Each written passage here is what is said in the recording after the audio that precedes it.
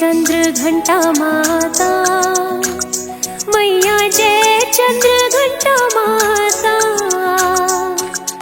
अपने सेवक जन की शुभ फल की दाता, ओम जय चंद्र घंटा माता।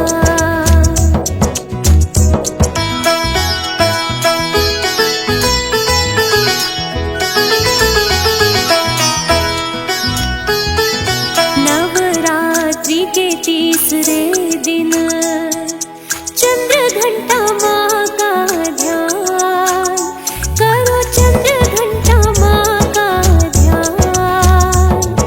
मस्तक पर है अर्धचंद्र, मस्तक पर है अर्धचंद्र। मंद मंद मुस्कान, ओम जय चंद्र घंटा माता।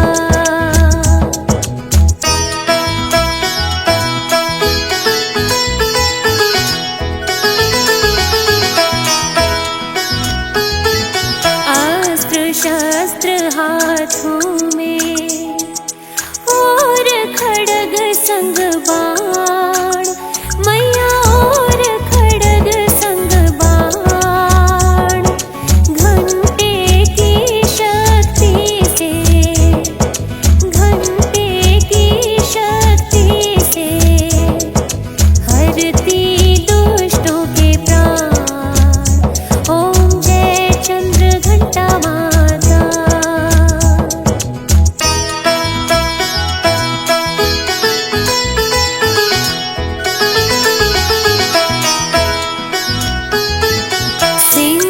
सिंहवाहिनी दुर्गा चमके स्वर्ण शरीर, मैया चमके स्वर्ण शरीर।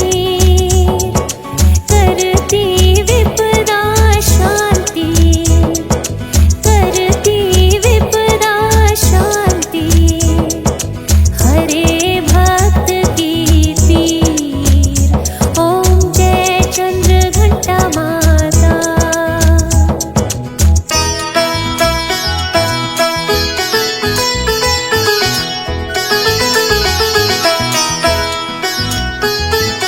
मधुर वाणी को बोल कर सबको देती ज्ञान, मैया सबको देती ज्ञान।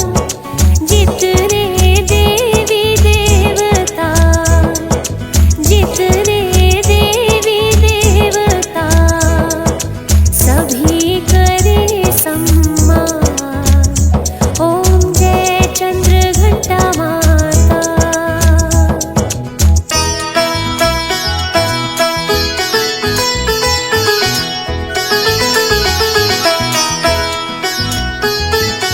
अपने शांत स्वभाव से सबका रखती ध्यान, मैया सबका रखती